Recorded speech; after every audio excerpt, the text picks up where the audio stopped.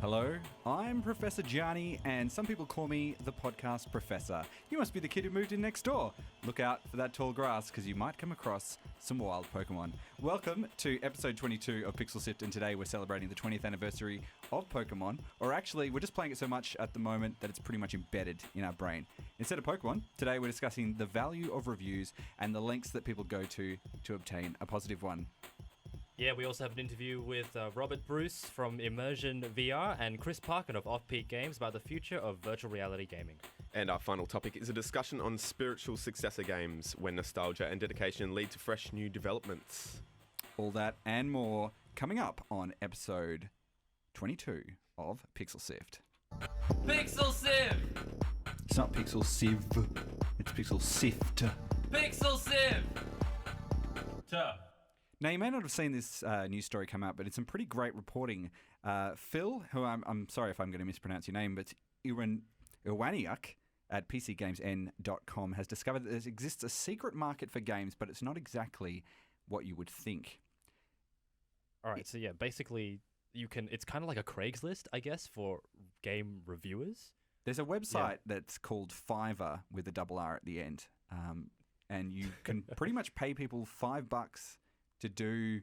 Well, mostly anything, whatever they advertise, I guess. Yeah, and some people have got in there and they've started advertising to give you a positive thumbs up Steam review for $5. And sometimes if you get the right person, they'll give you 2 positive Steam reviews for $5. One of the big things about this is that you basically give them a copy of the game. You pay them your $5, they play it, and some of them will guarantee that they'll play it for at least an hour. Some will play for more, and then they'll give you a tacit positive review. It's kind of underhanded, basically saying that, you know, you're being paid this thing, you're going to get a positive review. So yeah, what I found interesting about it is some of them had like different tiers at which they're willing to go. Like some of them say very outright that they have duplicate Steam accounts, and then they are ready to use those 2 Steam accounts to like either rack up either 10 hours of gameplay on each or give you 2 reviews, and like they're lengthy. Like there's like resumes of different reviews they've done and for different games. I mean, this is an obvious question of ethics here, and it's not new to platforms or any other platform, I guess. You know, you have pay for anything these days. You know, you have pay for likes on Facebook, even SoundCloud, any kind of other medium out there. So it's not surprising, but it is very disappointing, and I wish if there was more kind of reviewing into the reviews system, especially when it's something that's taken so seriously. Like, I know that you get people that really rely on reviews quite heavily for their decision making when they're buying games or et cetera, et cetera. So, you know, there's a lot at stake with these, and especially for the things like Metacritic. I mean, they're kind of user reviews exist for those who want to bypass the game's media, and like this seems at complete odds with that. And one of the things about it as well with the Steam platform is that the negative reviews that sit on your profile kind of sit there for quite a while, and they're one of the first things you kind of see that are sitting there. So you can understand that if you were someone who's trying to make a livelihood out of this, you maybe want to try to skew the thing in your own perspective. But with reviews of all kinds, they're kind of only as valuable as what you think of the person's opinion, effectively. Yeah. So that's why your large gaming sites have got quite a big review sort of arm to them. You know, they make a big effort to try and have, lots of different reviews, and you kind of trust the people who are doing the reviews. But random people on the internet who do reviews, they're not as valuable in terms of influencing a person's decisions than someone who would be like a friend or family member or a peer or something like that. Well, here's the thing, like regarding it may not, you might not value the opinion itself, but those positive thumbs up do influence where the game sits in regards to charts. Yeah, that's it. These stats matter. And lists, that are relied on algorithms to show you, where things sit in regards to user opinion. And if this can be skewed so much as to, like, just by $5, it just seems like it just seems a bit shady. And look, I understand there's different angles you can come at this. You know, for not so big developers, getting people to review their games, it can sometimes be a difficult thing. And, paying someone a $5 to review a game, especially if they're, like you said, your review's only worth as much as the reviewer's kind of rep. If it's someone that's going to take $5 and actually do a legitimate review, I don't really have much problem with that. But it's very hard to remain unbiased if you're receiving money from someone and you're meant to report on, the products that they're providing. I think that's the problem. There's a conflict of interest in that you can't too be high. critical. Yeah.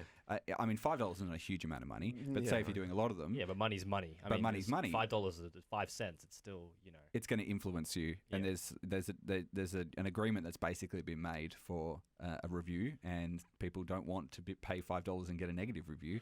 Well, I mean, even when they guaranteed genuine reviews, these Fiverr sellers, and every one of them delivered positive reviews in the past to the story that found this out kind of thing, and where we all got this original idea from. Coincidence? I think not. They're offering a service, and they don't want to really lay out that it's an unethical, crappy He's one. actually posted a bit of a transcript from here. It just says and quote, "Thanks for sending me over some samples. Would the reviews be positive?" And it says, "Thanks, Phil." And then to the person responds to him, it's like, "It is unspoken, but yes."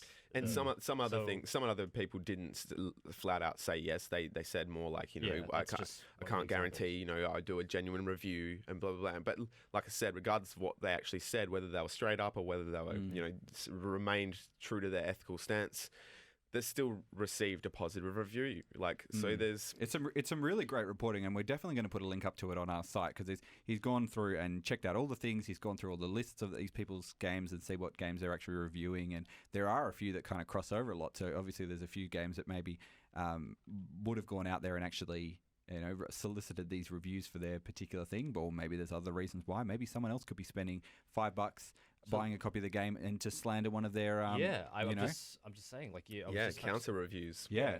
If someone looks like they've got a bunch of the term is called astroturfing, basically, when you have a fake grassroots campaign to try and put up a positive spin to it. The campaigns as well, that when you have these review cycles as well, they're not only just on the the user generated side. Some of the contracts for some of the high profile games that we would have heard about, for example, Obsidian, who made Fallout New Vegas, famously missed out on basically a bonus for their contract for creating that game, because they didn't hit the requisite Metacritic score in within a certain time. Basically, they wanted their game. Bethesda's contract with them wanted them to have a certain Metacritic score plus a certain amount. They didn't quite reach that amount, so they didn't get their bonus for their game, and a lot of people had to get laid off, and the company kind of closed that section of their thing because of it. So that's a bit crap, because you've got something that's based on what we think is a fair user reviews, when it obviously is not, and it has flaws in its system. There's a certain question of legitimacy and authenticity and regarding this huge. concept. And something like Metacritic as well as the Steam things as well. It's an average. Yeah, it is absolutely an So average. you could always have some people out there who absolutely hate it, and they're going to skew it massively, and people who obviously really love it out of the scale as well. The sad part is the majority of people that play games don't review. No, they don't. Your most of your audience is not going to type up a review and push the thumbs up. They're not going to do that. That's right. I can't remember the last time I personally did it. Sometimes No, I I mean, we don't review on this show because, like you said earlier, you need to be someone of relevance kind of thing to be able to spout something about something of such importance, and we kind of don't feel that we hold that kind of power, so we try not to steal. We try to stick to cultural topics. And also, there's issues as well when you are reviewing games, in that there's a transactional part of that where, if you're talking to game developers and you're doing a review for them, that could be what they expect from you. They expect a review, and they'll try to do that, and it kind of you limit the sort of honest and earnest conversations that you can have about people with all these sorts of things. So it's reviews are interesting. I think people do put a little bit of faith in them, but if your mate on the playground or at school says, hey, play this particular thing, you're probably going to listen to them over Joe Blogs on the internet, who's been paid $5 to review the game. Absolutely. True. That's right. All right, well, let's jump into another topic. Visit us on pixelsift.com.au. The VR age, it's almost upon us. If you want to get in on the first retail VR headsets, you can order them right now. We had the HTC Vive go up for pre-order this week. We also had Oculus come up earlier in the last month, or sort of late last month, and sort of starting to become available now. This week I spoke to a couple of people who are working in VR, and we looked at the future potential. So I'm Robert Bruce. I'm a VR enthusiast. I absolutely love technology in general as well. I kind of want those experiences that you see in movies and stuff to come to life, kind of thing. I'm working in a company called Immersia VR. We are trying to take this amazing technology of virtual reality stuff and apply it to industry and make people's lives safer and a much better experience.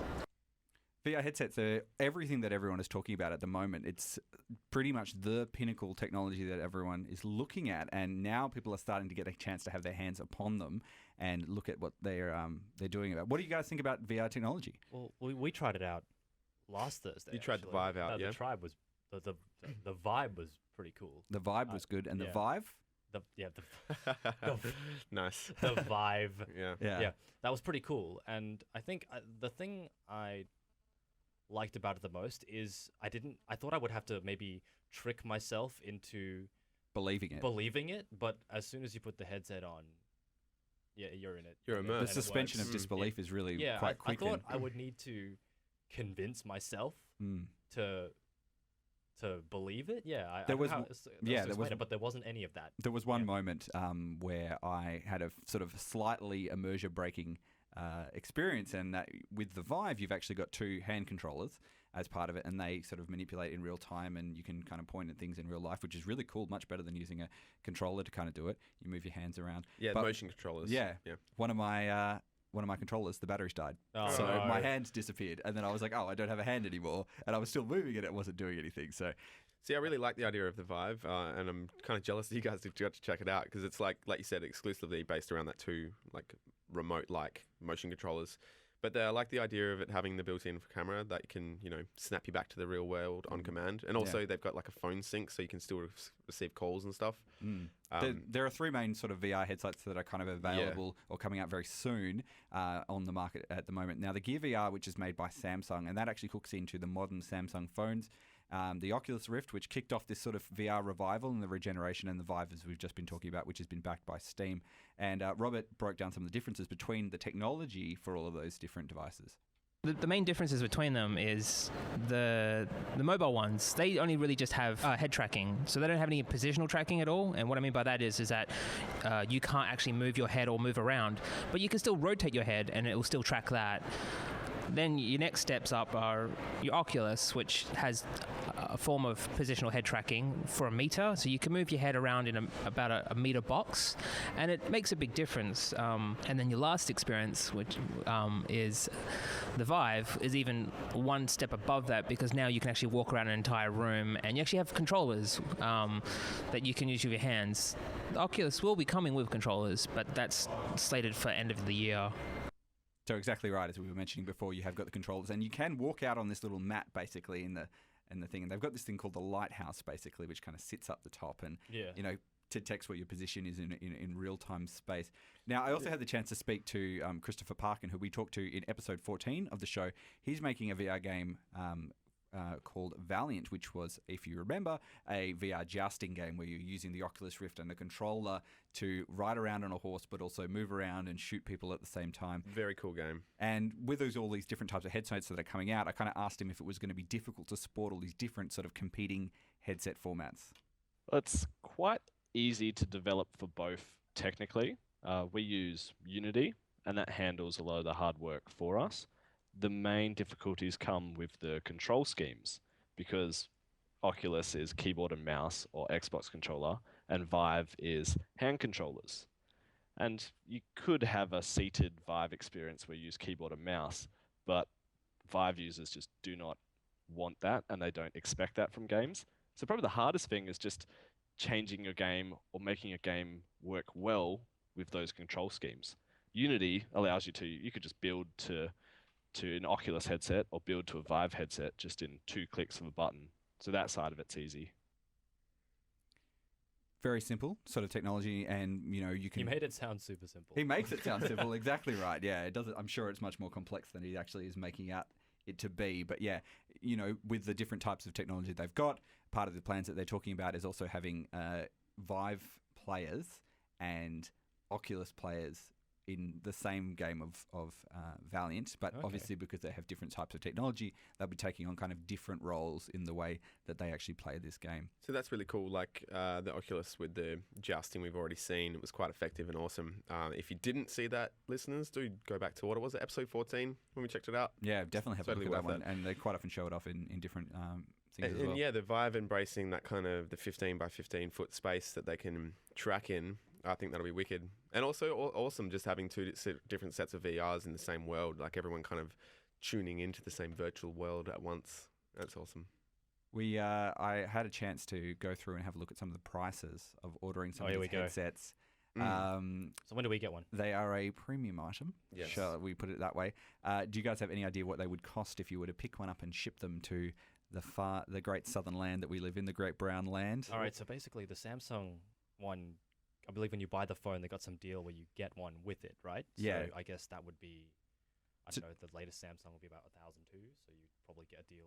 It'll probably be about, maybe 1,003. Yeah, it can kind of Yeah, for the shell, I guess. There's not really Yeah. any technology in It can. yeah. There's a deal, and we're not sure 100% sure if it's going to Yeah. be coming to Australia yet. But there's a deal in America that if you buy the new Samsung phone, you get a copy of you get the Gear VR headset to. They're not a copy of it, but Yeah. they get the hardware to kind of connect your thing in. Now the Vive, if you were to pick that one up, it's going to set you back a little over $1,300 Australian, Yeah, so it's $7.99 US dollars in the US. So plus more for Australia tax, Yeah, plus of course. more for shipping and sort of customs and stuff, because it's going to hit just over that limit for the $1,000 where we have GST on top of that. somebody go halvesies. The Oculus Rift as well. moderately cheaper. Moderately cheaper, about $1,100, maybe just under that sort of threshold as well that you might not be So hit with. with the Vibe, you get the Vive. heads. I can't say that word. Vive. Yeah. You get the headset and the two lighthouses. Yeah, so two handsets. The Oh yeah, the those two. lighthouse is sort of like a Yeah. tripody sort of thing where you kind of There are two laser sit up on top of it. lighthouses. Yeah. Because the version that we interacted with had two lighthouses. Yeah, Mm. they all come two lighthouses. Okay. Yep. Oh, there you go. So Is the experience better with more? I don't know. Could Okay. be. Well, Maybe no, not I at the just moment. think it's because it's a movement thing. So you So it know, wants to it know needs, where you it are needs and- 2 points of reference. I'm assuming. Right, yeah. Like that's just a basic understanding of the need for two, just because you're moving so much. It's a tracking system. So I chatted to Robert and I asked him what he thought about the pricing of this particular thing, and he said it was pretty surprising actually. Well, so that's the crazy thing. Like, just from some of the news articles that have just started popping up, like in like the first 10 minutes, just the amount of sales that the Vive has had, and the like Oculus there is a demand for it. Like, it is impressive how like fast these things are selling out. Like it's already been pushed back quite a few months already for like pre-orders. So like, and interesting enough is Australia has gone crazy over this as well. Like, we've at the moment out-ordered the US, even though we're paying so much for it. From what I can tell, based on the delays on shipping. But yeah, it looks like it's here to stay. Like, it looks like it's going to be big, because it's like there is a lot of hardcore gamers out there, and they're really looking forward to this because they love to soup up their computers and they love the best of the best. And this is the best of the best. And this is something to actually push their computers to the limit, because they absolutely love pushing their computers to the limit. Chris Parkin has two Vives set up at their office at Offpeak, and they've actually been using both of them in tandem. And I sort of asked him what it was like with that sort of experience, and how does it feel to have that sort of thing on there? A room scale experience where you're standing next to someone else and you can walk around and look at them and point to things. That is the other thing that's just sort of really fascinating and really amazing. 'Cause it actually feels like there's another person there. Like, we set up our room so we had two Vives in the same play space, and we're in the virtual world, and there was a sort of desync between where we were in the virtual world and where we were in real life. So someone would be standing to your left in virtual reality and you'd be talking to them, but in real life they're in front of you or to your right, and you'd hear them talking from both directions at once. And it was a crazy experience, but that was cool. Being able to look at someone and see where they're looking and point to things. That's like a standout moment in our memory. Very, very fascinating. It's interesting how he That said sounds awesome. there was a desync, because the initial when the Vibe was initially, I think, demoed, I read about people who were using it and they could throw the controller to each other, like while immersed in the game. like Oh, while they were in the same space. environment, Yeah. and it was a different setup to, I think, the Yeah. one that was just mentioned, but they were both in the same area in relation to each other in the real world, and they could throw the controller to each other, but it looked like something else. It looked like a football or something. Well, like that. I tell you Yeah. what, the thing about the technology is that it is pretty immersive, and I think if you're set up in a perfect environment where everyone is spaced out perfectly and you know exactly right, then that would be fine. But you know, when you're in that headset, you basically have someone there who's kind of like monitor you, so you don't Exactly. do some things. When I was talking to Chris about this, I said, you know, I asked him basically how long until we're going to see something pretty exciting happening with these. How long do you think it'll be until someone falls down a set of stairs with a Vive attached to their head? Not long at all. Like in our office, we have some stairs located right next to where would have been the best area to set up our Vive. So we were seriously considering setting it up there, and we thought, oh, it has a chaperone system, so we'll be safe. But we're glad that we didn't set it up there, because even with the chaperone system, we find ourselves hitting the wall and hitting tables. So if that was at the edge where we were going to put it, we would have ended up falling over the stairs by now. Not only taking yourself out, but also taking out an expensive VR headset, probably, and the computer attached to it. Yeah, exactly. It's going to be very fun. You need to trust your friends. Yeah, you want to make sure that you can trust them, that they're not going to let you walk down a set of stairs or something. Or if people playing at home, I mean, that's the other thing, is that you would have to have someone there to play with you. You would need, because that's one thing about VR. You need the space. Yeah, then and you the- need the environment, and you Yeah. need the people around The you that you can support. trust. So Yeah. let's just jump into our next topic right now, but I'm sure there's plenty more we can talk about with HTC and the Oculus Rift and the Gear VR coming up in future episodes. Yeah, PlayStation VR is coming up as well. Yeah, exactly right. Did you know Pixel Sift is available on other platforms? You can find previous episodes on iTunes, Pocket Casts, YouTube, and on the Pixel Sift website. Nostalgia is a big part of gaming, and it's one of the things that many people are kind of drawn to when they're playing games again in their, take it back to what they've done. There are also many games that we kind of take this nostalgia and the spiritual succession on of games that may have finished off or may no longer be, going on. We're going to be talking a little bit about spiritual successes and some of the great examples that we can come and talk of, and how they take things that were originally made and kind of go from there. Now, look, I've got a huge list of them because there's just so many out there. Go for it. List them off. But I'm going to go with my favourite, Perfect Dark, being the successor to GoldenEye. Yep. It was just kind of left off with that wicked gameplay, and we were kind of, limited levels sort of thing. And from those people who made GoldenEye and Perfect Dark, Yep, there was another one as well. went into Time Splitters. Time Splitters, yeah. Yeah, so the Time Splitter series has a very similar sort of feel to it. It's that a lot of the same sort of mechanics as, remote mines and all that most sort of definitely. thing. Yeah. But I'll just go through the most notable ones for me anyway. Dark Souls, which goes back to the Demon Souls, and also King's Field series. BioShock goes back to System Shock, and also even before that, Ultima. Assassin's Creed, Prince of Persia. And Call of Duty, Medal of Honor, Allied Assault. It was basically, 22 members of the development team from Allied Assault left to find Infinity Ward, entering into a relationship with Activision. I I love played stuff a like that. lot of Allied Assault back in the day, actually. I remember it being it was when there was Battlefield basically and Allied Yeah. Assault, and then it kind of went on, and then there was Call of Duty all of a sudden. So very different sort of game as well. And kind of, the people who learnt the lessons they did in the game companies they were at have gone on to make different sort of games. And that's what a lot of these successes are. They're, a development kind of having the last laugh and proving their prior publishers wrong, and, starting a whole new thing. That's some of the things as well. We've seen a lot of Kickstarter campaigns for different games where people have tried to revive things that publishers have basically said, well, look, the market's moved on from Yeah, that. well- one of the notable examples. Go on.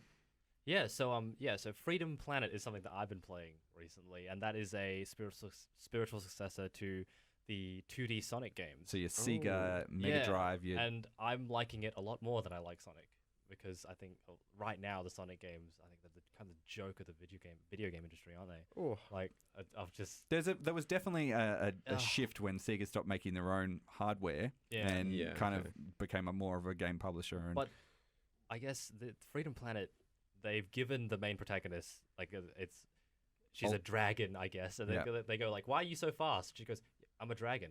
Duh. It's like, Yeah. yeah, okay, cool. And then so she has a lot more mechanics associated with her that you kind of wish Sonic had. Like she has like a ground pound attack. She's got like far more offensive techniques to be using as enemies other than roll and jump. I think as well, Which is, yeah. You know, games have moved on and things get more complex as well. So you're saying, yes, it's kind of a modernization of the particular thing. Some of the great elements that you enjoyed, but also more of the things you have. You know, that's something I realized as well when you're playing. You know, they did the re-release of Pokemon this week as well, and you realize how much the series actually changed. And there's so many little bits and pieces that you're like, oh, I wish I could do that, but that didn't exist back in 1997 when the first one came out. Think So Freedom Planet has done a good job in keeping the aesthetic, but giving us some new abilities to work with. One of the other ones I was thinking of as well is the some of the people who made the original Banjo-Kazooie games. Yooka-Laylee. Made up to, Yooka-Laylee, and that's kind of coming out. I think that's going to be a VR title as well. Well, that made Kickstarter history. It was the fastest game ever to reach $1 million in funding. Yeah, interestingly enough, it's a big seller. Really, people really want the things of their youth, and you know we've talked about this in previous episodes that people like to buy the games that they've played before or go into things they've done, and then now they want more of the same. And as different sort of generations of people go through and they buy different sort of games, you know, things move on. So well, we've got a future. Another one that's going to be out, just like Yooka-Laylee, I guess. Yep. The successor to Burnout. Three Fields Entertainment, which is a studio founded by last year by Criterion's founders Alex Ward and Fiona Sperry. They've been alluding to a Burnout successor. There's no names or details or anything, but they've basically come out and hinted very, very heavily that there will be one coming out. They've got their more arcadey style. Well, their first racer. game's spring 2016, and they said the next one's going to be a racing game, very similar to Burnout's. So yeah. That has to look forward to. There's also that line that we were talking about as well, where games can kind of, you want to be a sort of referential and respectful towards the game that you're kind of referencing, but without being too derivative and completely taking all of the mechanics and basically just reskinning it. I'd almost argue that's the key to success in the gaming industry these days. Taking something that wasn't, you know, maybe missed the mark slightly and then repackaging it in a new thing. I mean, let's look at Destiny. We'll go back. Before that, Halo. Before that, it was Marathon, you know, like every kind of next succession in these. And the same can be said about most of the things I've said so far. It feels like every kind of successor does really get it closer to that mark. I mean, Fallout, all the big games at the moment, you can almost all of them anyway. I'm not going to say all of them, but a lot of the games, the huge games at the moment, can be traced back. Fallout goes back to Wasteland. Think about one of the Oscar-winning films from a couple of years ago was The Artist that actually came out, and that was a silent film in black and white. And you know, obviously, technology has moved beyond that point. Now we're at 3D cinemas and ultra high def and all that sort of thing. But stylistically, they picked it to be that particular style for the purpose of telling the story and the purpose of evoking a certain feeling and a certain idea. And I think that's for a lot of these games that do it well and do it in a good sort of clever way. They're trying to do exactly that as well. They're trying to get that same feeling, but also do it in a modern way and for a new audience. A lot of people remember the feeling, I think, and then like the idea of how fun it was, and they just need to get that again. And then for people who never experienced it, maybe it's the first opportunity. It's a good opportunity to jump in and then go, oh, have a look. You know, do you like this new album from this band? Maybe go back and listen to their back catalogue. Yeah, well, I'm a firm believer in the idea that there is no original kind of things these days. Everything's kind of been done before, at least to some degree. All you can do is take something and kind of, make it a bit better, in your opinion. And that's what I feel all the spiritual successors are doing really well at the moment. And that's why there's so many we can talk about and discuss at the moment. Very well said, Scott. We always take everything that we can and we try to build it up upon it from every week and learn more for each lesson as well. One day we'll have an original Pixel Sift. One week it won't be. Yeah, it's all going to be completely like that. When are we going to spiritual success? Yeah, maybe there will be a spiritual success. Thank you guys for joining us for another episode of Pixel Sift. We hope you enjoyed the show. As usual, we'll be putting all the links up on our website, which is www.pixelsift.com.au. Mitch, where can people find us on social media? Yeah, you can find us on facebook.com/PixelSift, twitter.com/PixelSift, twitch.tv/PixelSift, and now on youtube.com/PixelSiftAU. That's right, Scott. And if people want to listen to our old episodes, where they're going to? They should go to our brand new website to stream episodes, subscribe our podcast, either on iTunes, Pocket Cast, or the RSS link on our page. And if you're on iTunes or any of the other stores that you get your music and podcasts from, give us a rating and review. We really appreciate it. And maybe just recommend it to a friend. We will catch you guys again next week for another episode of Pixel Sift. That's right. Peace out. Catch ya. See ya.